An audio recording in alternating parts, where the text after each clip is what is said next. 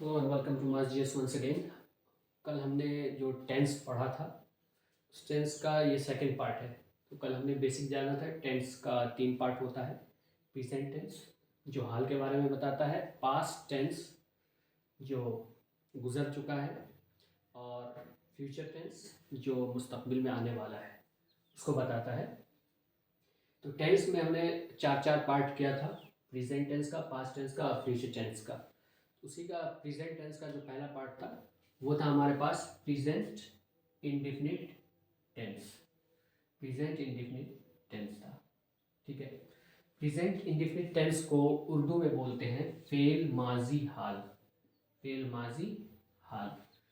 तो आज जो हमारा इम्पोर्टेंट सेशन है, तो मैं पहले ही बता चुका हूँ कि ये हुमैरा परफ्यूमरी की तरफ से कहा गया है इस वीडियो को बनाने के लिए। कि हुमैरा परफ्यूमरी, मैं शॉर्ट में बता दूं कि ये एक अतर की दुकान है। यहाँ से मुनासिब रेट में आपको अतर मिलेगा।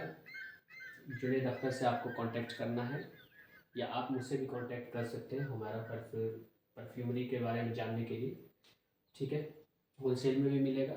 तो हम चलते हैं आगे टेंस की तरफ। तो कल हमने पढ़ लिया था टेंस का बेसिक चीज़। आज हम इसी को ट्रांसलेट करेंगे, और जो हमारे पास उर्दू में दिया हुआ है, जो हमारे पास यहाँ पे फॉर्मूला भी दिया हुआ है, देख सकते हैं। और इस कल हमने बताया था आपको, एक बार हम लोग फिर से इसको दोहराते हैं कि सब्जेक्ट जब भी ही हो, शी हो, इट हो, सिंगुलर हो, ही शी इट सिंगुलर के साथ एस या एस लगता है। ही शी इट और सिंगुलर के साथ एस या एस लगता है। वहीं पे सब्जेक्ट जब हमारे पास सब्जेक्ट यानी मौजू जब हमारे पास you we I they plural हो तो एस या एस नहीं लगता है। और जहाँ पे ही शी इट या सिंगुलर कोई चीज़ हो उसमें एस या एस लगता है। इसी के बिना पर अब हम ट्रांसलेट करके देखेंगे कि कैसे। तो एक चीज़ ट्रांसलेट करने के लिए आपको अभी जहन में रखना होगा कि एक चीज़ होता है सब्जेक्ट मौजू, वर्ब, फेल, ऑब्जेक्ट कोई चीज़, ठीक है। ऑब्जेक्ट वर्ब का 4-5 फॉर्म होता है। तो ये वर्ब का पहला फॉर्म इसमें लगता है जब इसको हम ट्रांसलेट करेंगे। तो वर्ब का फॉर्म जानने के लिए हमने पीछे बता चुका है, एक वीडियो में बताया है हमने कि वर्ब कैसे एस आई एस कैसे लगाते हैं, कैसे जोड़ते हैं, वो वाली वीडियो देख सकते हैं आप। तो वर्ब जानने के बाद आपको और आसान हो जाएगा, और वर्ड मीनिंग याद हो तो, माने याद हो तो आसान हो जाएगा। तो पहला हमारे पास प्रेजेंट इंडेफिनिट टेंस। हमने कहा था कि प्रेजेंट इंडेफिनिट टेंस लोग ज़्यादातर बोलने में 50 से 60% जो बोलने में इस्तेमाल होता है वो प्रेजेंट इंडेफिनिट टेंस का ही होता है। अगर ये अच्छे से जान गए तो आगे भी आसान हो जाता है।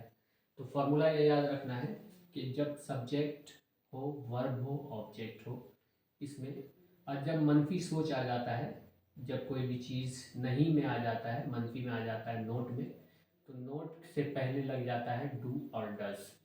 उसके बाद वर्ब लगता है, यानी वर्ब फेल, यानी फेल का पहला फॉर्म ऑब्जेक्ट, यानी उसके बाद चीज़ के बारे में लिखा जाता है। तो ये बात समझ में आई।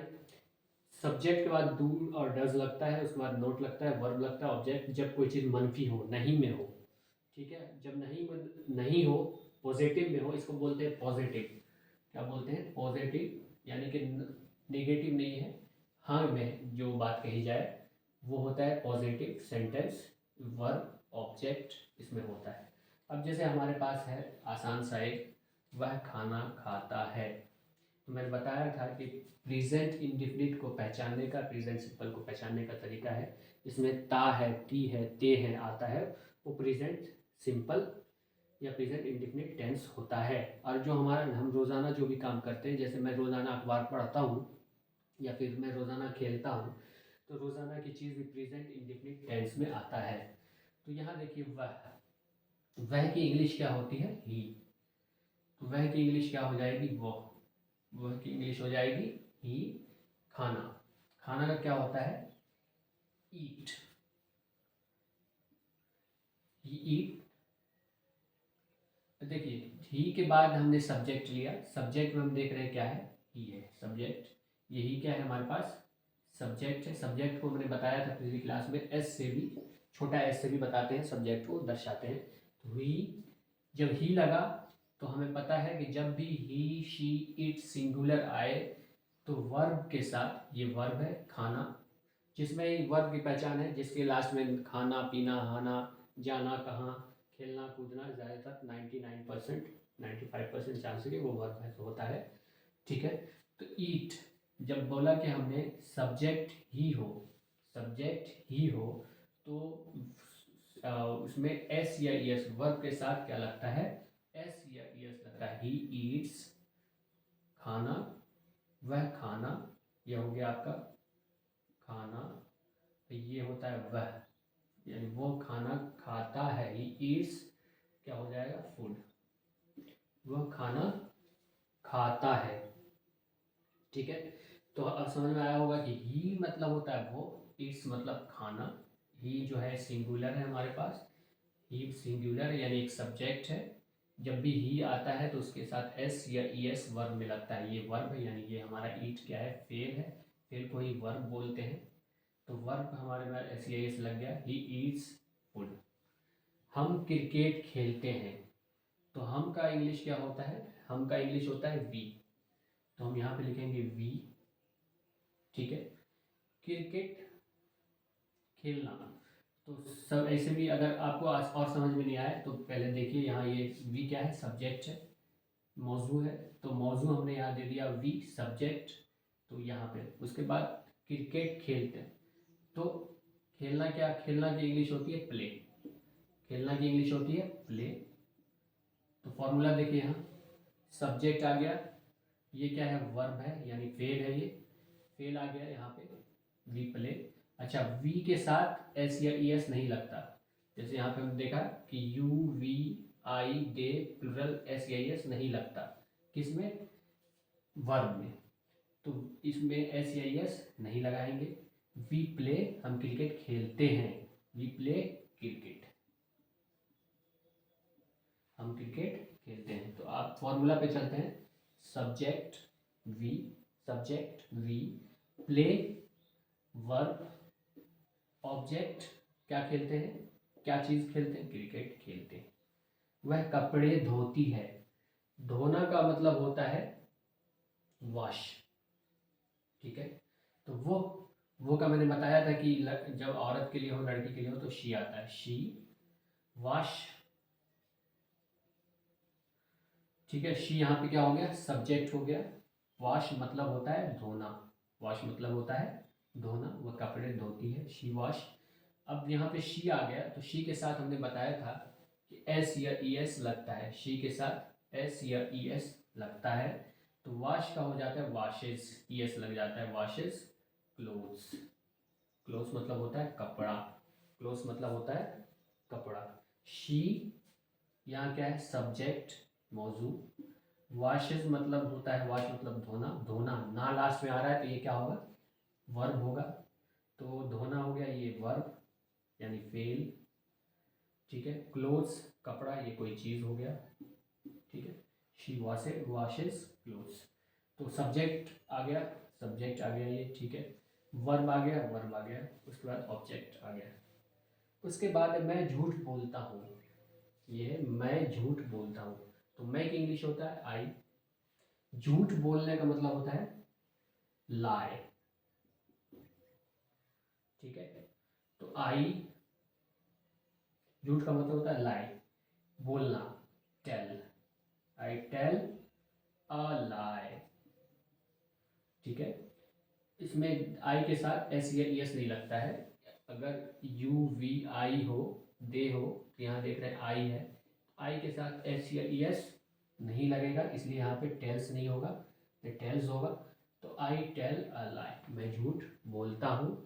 वह खत लिखती है, तो वह क्या हो जाएगा, शी, शी, शी मतलब वो, और शी के बाद राइट लिखती, लिखना का होता है राइट, मगर शी क्या है, एक सब्जेक्ट है जिसके साथ वर्ब, वर्ब में फेल में एस या ई एस जुड़ जाता है, जब भी शी आएगा तो उसमें एस या ई एस वर्ब के साथ जुड़ेगा। शी राइट्स अ लेटर, वह खत लिखती है, लेटर खत लिखती है। होप ये आपको समझ में आया होगा।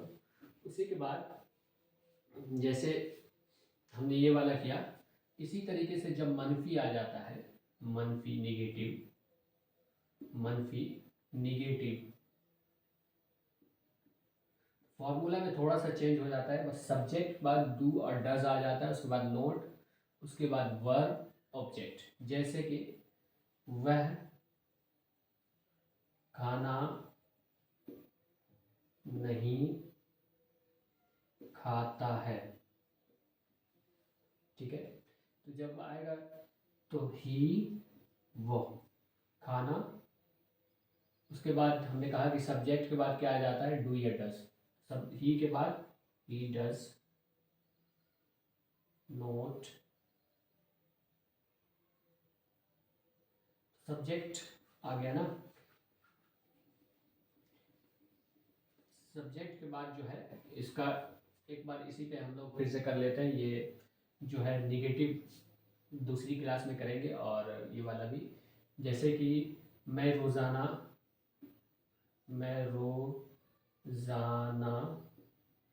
अखबार पढ़ता हूँ।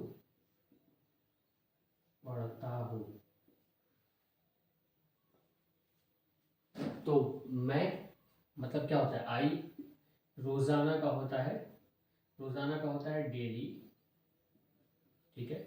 अखबार न्यूज़पेपर, पढ़ना रीड, ठीक है। जब इसका ट्रांसलेट करेंगे, I read news paper daily, मैं रोज़ाना अखबार पढ़ता हूँ। आई जब भी आएगा तो SEIS नहीं लगेगा, इसलिए रीड में क्या है, SEIS नहीं लगा है, तो आई क्या है, यहाँ सब्जेक्ट है। उसके बाद रीड क्या है, वर्ब है, यानी फेल है, तो वर्ब में आई के साथ SEIS नहीं लगता है। न्यूज़ पेपर यानी अखबार, यह अखबार आपका, ठीक है। तो ये कैसा, तो ये क्या बता रहा है, डेली रूटीन बता रहा है। मैंने बताया था कि डेली कोई रूटीन बता रहा है, तो जिसमें डेली का काम करना होता है उसको भी किस प्रेजेंट इंडेफिनिट टेंस में लाते हैं। जैसे सूरज रोजाना पूरब से उगता है, तो ये भी क्या है, प्रेजेंट इंडेफिनिट है। जो डेली काम होता है वो प्रेजेंट इंडेफिनिट में आता है। वो भी आपको समझ में आया होगा। अगली क्लास में हम लोग जो करेंगे वो हमारा होगा सब्जेक्ट प्लस डू और डज नॉट, ये वाला होगा, ठीक है। तो थोड़ा सा इसमें मैं बता दूं कि अगर सब्जेक्ट जो है यहाँ पे, आज के लिए इतना ही। ये पॉजिटिव वाला केस था, और निगेटिव वाला केस अगली क्लास में करेंगे। Thank you very much.